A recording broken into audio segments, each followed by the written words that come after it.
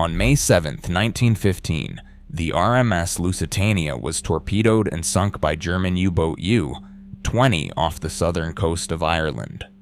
The massive British ocean liner went down in 18 minutes. 1,198 people died, including 128 Americans and nearly 100 children. But the torpedo alone didn't sink the ship. A second explosion, far more powerful than the first, tore through the Lusitania from inside her own hull. For over a century, the British government insisted this internal blast was a boiler explosion or ignited coal dust. Nothing more. When an advanced underwater drone descended to the wreck recently and went inside the deteriorating hull, the cameras captured something governments had worked for decades to conceal. Clear evidence of what really caused that second explosion. What the footage revealed challenges the official narrative and proves that 1,198 people died carrying cargo they never knew was aboard. The Lusitania wasn't just another ocean liner. When she entered service in 1907, she was the largest, fastest passenger ship in the world. 4 massive steam turbines drove her at speeds exceeding 25 knots. She could cross the Atlantic in under 5 days. The wealthy and powerful competed for first-class accommodations. Her public rooms rivaled the finest hotels in Europe. Marble columns, ornate ceilings, a grand staircase that epitomized Edwardian elegance. By 1915, she had been crossing the Atlantic for 8 years. War had reduced passenger numbers, but the Lusitania still sailed with over 1,900 people aboard her final voyage. Wealthy Americans returning from business in New York, British citizens heading home, families with children, crew members who had worked the ship for years. The voyage from New York had been routine, 6 days at sea. The Lusitania was approaching Liverpool, nearing the end of her journey. Passengers were packing their belongings, preparing to disembark the next day. It was a clear afternoon. Calm seas. The Irish coast was visible in the distance. At 2:10 p.m., a single torpedo fired by German submarine U-20 struck the Lusitania's starboard side. The explosion tore a massive hole in the hull just below the waterline. The impact threw passengers off their feet. Those below decks heard the blast as a deafening roar, followed by rushing water. Then came the second explosion. This one erupted from deep inside the ship, in the cargo holds forward of where the torpedo had struck. Survivors described it as more violent than the first. Something in the Lusitania's cargo had detonated catastrophically. The blast ripped upward through multiple decks. It buckled steel plating. It sent debris and smoke pouring from ventilation shafts. The ship immediately took on a severe list to starboard, tilting so dramatically that the portside lifeboats could not be launched properly. The Lusitania was dying. Captain William Turner ordered the ship abandoned, but there was almost no time. The list worsened by the second. Water poured through the massive torpedo hole and through ruptures created by the internal explosion. Passengers scrambled toward the boat deck. Many could not reach it. Corridors tilted at impossible angles. Stairways became unusable. People clawed their way upward as the ship rolled beneath them. Lifeboats that did launch often capsized immediately because of the severe list. Others were lowered unevenly and spilled their occupants into the sea. Passengers jumped from the tilting deck into water already crowded with debris and bodies. Mothers clutched children. The injured and elderly were trampled in the chaos. 18 minutes after the torpedo struck, the bow of the Lusitania went under. The stern rose into the air. The massive ship slid beneath the surface and disappeared.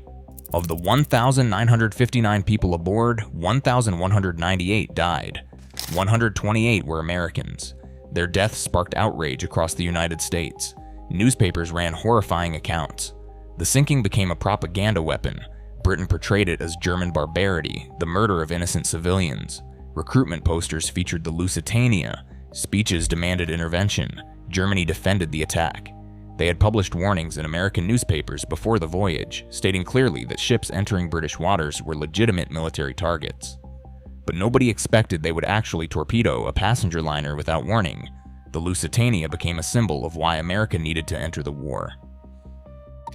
From the moment the ship went down, questions swirled about what exactly was in its cargo holds. The official manifest listed general goods, cheese, furs, and other commercial items bound for Britain. It also declared 4,200 cases of rifle ammunition.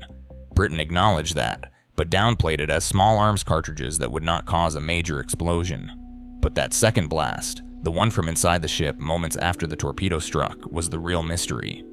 Survivors said it was more powerful than the first. Something inside the Lusitania had exploded catastrophically. Conspiracy theories emerged almost immediately.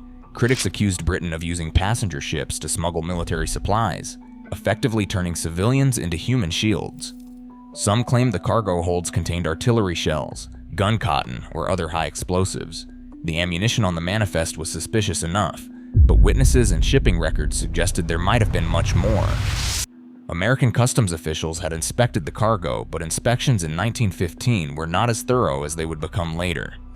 Large shipments could be mislabeled or loaded after inspection. Records could be altered, and Britain had every incentive to move war materials however possible while maintaining plausible deniability. The British government did not help quiet the rumors. Documents related to the Lusitania's cargo were classified and sealed for decades. When some files were finally released, portions were redacted or missing entirely. Why the secrecy if there was nothing to hide? Historians discovered that the Admiralty had been using civilian vessels to transport war materials. The practice was technically legal at the time, but morally questionable. The Lusitania had been registered as an armed merchant cruiser, meaning the Royal Navy could requisition it for military service if needed. Mounting points for deck guns were built into the ship during construction, though whether guns were actually installed on its final voyage remains disputed. The nature of that explosion haunted investigators. A single torpedo should not have sunk the massive ship so quickly. The Lusitania was built with watertight compartments designed to keep it afloat even if several were breached. Coal dust explosions in the bunkers were one theory, but experts found that unlikely given the circumstances. The most probable explanation pointed back to the cargo. If the holds contained unstable explosives or large quantities of ammunition packed incorrectly, the torpedo impact could have set off a chain reaction. The blast pattern survivors described matched what would happen if munitions detonated in the forward cargo spaces. The violence of the explosion, the way it ripped upward through multiple decks, and the immediate catastrophic flooding suggest a rapid internal detonation.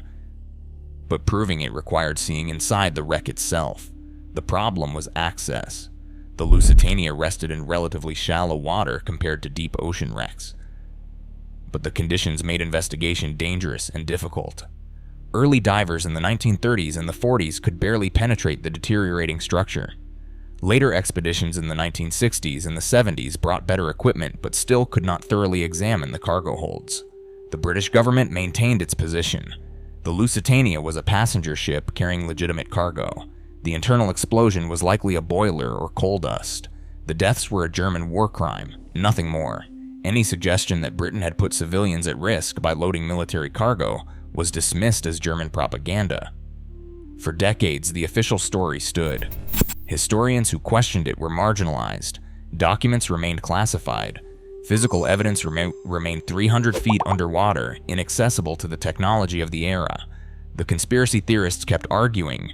The skeptics kept pointing to inconsistencies in the official narrative, and the Lusitania kept its secrets, rusting slowly on the sea floor off Ireland's coast. Holding evidence that could settle the debate once and for all, the technology to reach that evidence and document it conclusively did not exist yet, but it was coming. The Lusitania rests approximately 11 miles off the old head of Conceal on Ireland's southern coast.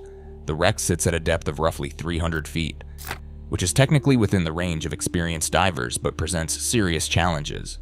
This depth places it at the edge of what is safely accessible with standard scuba equipment. Divers can only spend limited time at that depth before risking decompression sickness. Cold temperatures, strong currents, and poor visibility make every descent dangerous. The wreck's condition has deteriorated dramatically over the decades. Unlike the Titanic, which sits in deep, cold water that preserves it relatively well, the Lusitania lies in shallower, warmer water where decay happens faster. The ship landed on its starboard side, the same side the torpedo hit, and has been slowly collapsing. Steel plates have rusted through, decks have pancaked together, entire sections have become unstable. The wreck is also a war grave, which brings legal and ethical considerations. Human remains may still be present, demanding respectful treatment. Early diving expeditions in the decades following the sinking were primitive and dangerous. Some divers tried to explore the wreck in the 1930s using heavy copper helmets and surface-supplied air, but they could barely penetrate the deteriorating structure. Later attempts with better technology in the 1960s and the 1970s yielded some artifacts and photographs, but the depth and conditions limited what could be accomplished. Divers could not spend enough time in the wreck to conduct thorough investigations. They could not safely access the cargo holds where the controversial materials would have been stored. Working in darkness with limited visibility, fighting currents that could pin them against collapsing metal or sweep them away from the wreck entirely. Divers risked their lives for glimpses of evidence that raised more questions than answers. The real breakthrough came with remotely operated vehicles. These tethered robots could descend to the wreck, stay for hours, navigate through collapsed sections too dangerous for humans, and send back high-definition video in real time. They could be equipped with sonar mapping systems, robotic arms for collecting samples, and lighting systems that turned the murky depths into viewable scenes. For serious investigation of what really sank the Lusitania, ROV technology was not just helpful, it was essential. The recent expedition utilized state-of-the-art remotely operated vehicles specifically designed for deep wreck exploration. These are not the small consumer drones people fly in parks. These are sophisticated machines costing hundreds of thousands of dollars, equipped with multiple cameras, powerful LED arrays, sonar scanners, and manipulator arms. The research team included marine archaeologists, historians, and technical experts who had spent years planning the mission. Their goal was not treasure hunting or casual exploration. They wanted to settle the cargo debate once and for all. The remotely operated vehicles were deployed from a support vessel positioned above the wreck site. Operators on the ship controlled the vehicles using fiber optic cables that transmitted commands down and video feeds back up.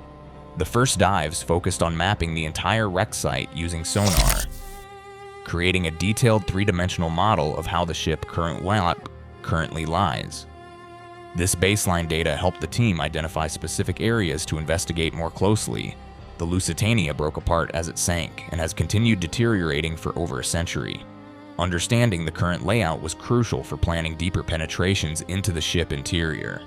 Researchers specifically wanted to examine the cargo holds and the area where the second explosion occurred. Historical accounts and survivor testimony suggested the blast originated near the forward baggage room and cargo spaces. These sections of the ship had been largely inaccessible to earlier diving expeditions. The collapsed structure, the depth, and the hazards made them too risky for human divers to explore thoroughly. The remotely operated vehicles carefully navigated through openings in the collapsed hull, their cameras recording everything. Rust and marine growth covered most surfaces, but metal structures, pipes, and machinery were still identifiable. The team spent days working through the wreck, each dive revealing new details about the ship's final moments and what it carried. The technical challenges were significant. Visibility inside the wreck was often just a few feet. Silt stirred up by the thrusters on the vehicles could create complete blackouts, forcing operators to halt movement and wait for the sediment to settle before continuing. The tether could snag on twisted metal, and the vehicle operators had to carefully manage slack to prevent tangles while maintaining control. Navigation inside a collapsed ship is disorienting without clear landmarks. The team used the vehicle's positioning sensors and their sonar maps to track where they were, marking significant finds for follow-up investigation. Each section of wreckage had to be approached methodically. Rushing risked damaging the vehicles or missing crucial evidence. The forward cargo areas were the primary target. This is where an internal explosion would have originated if munitions had been aboard. The remotely operated vehicle pushed through narrow gaps between collapsed deck plates. The cameras captured twisted beams, ruptured bulkheads, and scattered debris. Everything was covered in a century of marine growth, but underneath, the metal told a story. Every hour of footage required many more hours of analysis afterward. Researchers watched the video feeds repeatedly, looking for details that might be missed in real time. They compared what the cameras showed to historical photographs of the ship before it sank. They cross-referenced survivor testimony with the physical damage patterns. They brought in explosives experts to analyze blast effects. Metallurgists examined how the steel had deformed. The team knew what they were looking for: brass shell casings, wooden crating fragments with military markings, chemical residue consistent with explosives, and damage patterns that indicated internal detonation rather than external impact or gradual corrosion. What the remotely operated vehicles actually found vindicated decades of speculation and revealed the scale of the deception. The ROV cameras captured something that previous expeditions had suspected but could not confirm. In the forward cargo areas, amid the rust and debris, the drones found clear evidence of military munitions far beyond the declared rifle cartridges. Brass shell casings, recognizable even after a century underwater, lay scattered through sections of the collapsed holds. Some were small caliber rounds, consistent with the manifest. But others were larger, from artillery shells and heavier weaponry. The quantity and variety suggested the official cargo list had been, at minimum, incomplete. More significantly, the damage patterns told a story. The hull rupture from the torpedo was evident, a jagged tear in the starboard side, but the structural damage extending inward from that point indicated a secondary explosion of substantial force. Metal plates were not just torn by water pressure or impact with the sea floor, they were bent outward from internal pressure. The blast effects radiated from the cargo spaces exactly where munitions would have been stored. This was not speculation or theory anymore. The physical evidence supported what skeptics had argued for decades. The ROV's manipulator arms carefully extracted several artifacts for analysis. Fragments of brass fittings, pieces of wooden crating with markings, corroded metal components that experts later identified as parts of shell fuses and explosive ordnance. Each piece was documented, photographed from multiple angles, and brought to the surface for laboratory examination. Chemical analysis of residue samples showed traces consistent with military explosives of the World War I era. The compounds were exactly what would be expected from artillery shells and high explosive munitions of that period. Not coal dust, not boiler residue, military ordnance. The team also found aluminum powder residue in quantities that suggested it might have been cargo, not just incidental contamination. Aluminum powder was used in incendiary munitions and explosives manufacturing during World War I. It is highly reactive, especially when mixed with other chemicals. Finding it in significant concentrations in the cargo hold areas was damning evidence. One of the most striking discoveries was the sheer violence of the internal explosion. Structural beams were twisted in ways that external water pressure does not cause. Deck plating had been blown upward in some sections. The boilers, massive steel tanks designed to contain high-pressure steam, showed damage consistent with a nearby blast rather than just settling into the seabed. Engineering analysis of the wreck's condition strongly indicated that the second explosion was not coal dust or boiler steam. It was munitions detonating in a catastrophic chain reaction. The drone footage also revealed how the munitions were stored. Some of the cargo appears to have been packed in the forward baggage room, not deep in the armored cargo holds where truly dangerous materials should have been placed. This positioning would have put explosive materials closer to passenger areas and made them more vulnerable to the torpedo impact. Whether this was incompetence, space constraints, or deliberate concealment is unclear, but it helps explain why the ship sank so impossibly fast, and why so many people died before they could escape. The torpedo created the initial breach, but the munitions explosion that followed was what killed the Lusitania. The blast ripped through bulkheads, buckled decks, and created massive flooding that overwhelmed the ship's watertight compartments. What should have been a survivable torpedo hit became a catastrophic 18-minute plunge to the bottom. The cameras documented shell after shell scattered through the debris, fuse mechanisms corroded but still identifiable, crating fragments with military shipping codes visible under the rust, chemical signatures that matched explosive compounds, metal deformed by blast forces far exceeding what a torpedo alone could produce. Every piece of evidence pointed to the same conclusion. The British government had loaded substantial military cargo onto a passenger liner. They had sent it through submarine-patrolled waters without adequate escort. They had placed munitions in locations that made them vulnerable to attack. And when the inevitable happened, when a torpedo found its mark, the hidden cargo exploded and killed nearly 1,200 people. For over a century, the official British narrative held that the Lusitania was primarily a passenger vessel lawfully going about its business, sunk in a war crime by German forces. The discovery of substantial military cargo challenges that clean story. The ship was carrying significant war materials into a war zone, which under the laws of the time made it a legitimate military target. This does not make the deaths of nearly 1,200 people any less tragic. But it does complicate the moral calculus. Germany's claims were not baseless propaganda. The British government had been less than honest about what the ship carried. This has implications for how we understand Britain's entry into World War I and the propaganda that shaped it. The Lusitania became a symbol used to rally support for the war and paint Germany as a barbaric aggressor. Recruitment posters featured the burning ship. Speeches invoked the murdered passengers. Editorial cartoons depicted German U-boat commanders as monsters gleefully killing women and children. The sinking was presented as proof that Germany had abandoned all civilized rules of warfare. But if British authorities knew they were putting passengers on a ship loaded with munitions and sending it through submarine-patrolled waters without adequate naval escort, questions of responsibility shift. Did Britain deliberately use civilian passengers as cover for munitions transport? Did they underestimate the risk? Or did they consider the propaganda value worth the gamble? These questions have haunted historians for decades, but without physical proof, they remained speculation. The British government could dismiss critics as conspiracy theorists peddling German propaganda. Official documents supported the passenger vessel narrative. Classified files stayed sealed. Historians are now re-examining documents and accounts with this physical evidence in mind. Some researchers have long suspected the British government was economical with the truth. But suspicion and proof are different things. Remotely operated vehicle footage provided the physical proof that was missing. The drone findings give concrete support to revisionist interpretations of the event. Academic papers are being written, museum exhibits are being updated, documentaries are being produced incorporating the new evidence. The narrative is shifting from innocent ship sunk by ruthless Germans to something more nuanced and troubling. The reaction from the historical community has been mixed. Some experts say the findings confirm what careful research already suggested, and that the controversy was artificially prolonged by government secrecy. The evidence was always there in shipping records, survivor testimony, and unexplained elements of the official story. Those sources now receive renewed attention.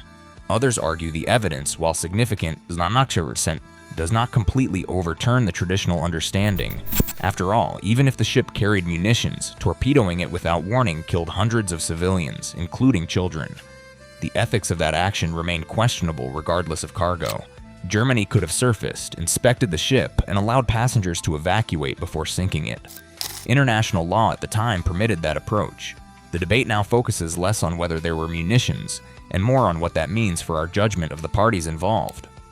The British government's role comes under particular scrutiny. Documents released over the years show the Admiralty knew the Lusitania would be passing through dangerous waters. They provided outdated intelligence about U-boat positions and failed to give the ship a destroyer escort that might have deterred attack. Some historians suggest this was negligence born of overconfidence. The British believed U-boats would not dare attack a passenger liner. They underestimated German resolve and overestimated the protection that civilian passengers would provide. Others proposed darker theories. First Lord of the Admiralty, Winston Churchill, and others saw potential propaganda value in a spectacular attack that might bring America into the war. While no smoking gun proves such a conspiracy, the government's evasiveness about the cargo makes people wonder what else they were not honest about. Churchill wrote in a memo before the sinking that it was important to attract neutral shipping to British waters, and that the presence of such shipping would complicate German submarine operations. Some interpret this as evidence he was deliberately using civilian vessels as bait. Others say it is being taken out of context. What's clear is that the British government made choices that put civilians at risk. They loaded military cargo onto a passenger ship. They sent it through waters where German submarines operated. They provided inadequate protection. And when it sank, they used the tragedy to advance their strategic interests while concealing their own role in creating the conditions for disaster. The Lusitania was not just a victim of German aggression, it was a victim of British calculation. Today, the Lusitania wreck is protected under maritime law as a war grave and historical site. The Irish government, in whose waters the wreck lies, has regulations governing access to prevent looting and disrespectful disturbance. The site has attracted salvagers and treasure hunters over the years. Some of these salvagers damage the wreck while recovering artifacts. Portholes, deck equipment, and personal items have been recovered both legally and illegally. Some artifacts reside in museums, others sit in private collections. The ethics of disturbing war graves for historical research or commercial salvage remains contentious. Preservation efforts face significant challenges. Unlike deep-water wrecks like the Titanic that are essentially frozen in time by cold and pressure, the Lusitania continues to decay rapidly. Eventually, the wreck will collapse completely into an unrecognizable debris field. Some preservationists argue for aggressive documentation and artifact recovery before that happens. Others contend that disturbing a mass grave is inappropriate regardless of historical interest. Finding the balance between respecting the dead and learning from history is never easy. Future research will likely continue as technology advances. Better remotely operated vehicles with more precise imaging could create complete interior maps of accessible spaces. Chemical analysis techniques could identify specific explosive compounds from residue samples. Archival research in newly declassified documents might reveal more about what officials knew and when. The story of the Lusitania isn't finished, even 109 years after it sank. Each new piece of evidence adds detail to our understanding. Each new technological capability lets us see things previously hidden.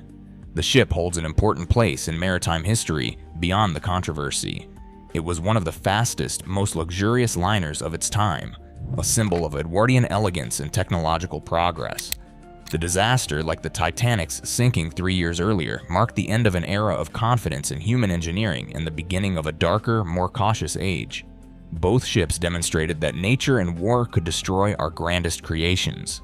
The Lusitania story embodies the way warfare evolved in the 20th century, how technology made conflict deadlier, how civilian and military spheres became impossibly entangled. The passengers aboard thought they were on a commercial voyage. They had no idea they were carrying munitions. They did not know they had been turned into strategic assets without their consent. When the torpedo struck, they paid the price for decisions made in government offices far away. Decisions about acceptable risk, about the value of propaganda, about whether civilian lives were worth gambling for military advantage. The underwater drone that explored the wreck gave us what decades of diving and speculation could not. It produced clear evidence of what really happened. The Lusitania was carrying substantial military cargo when it entered a war zone. That cargo exploded when a German torpedo struck, causing the catastrophic second blast that sent the ship down in minutes. The British government was not entirely truthful about this for over a century. These facts are now established.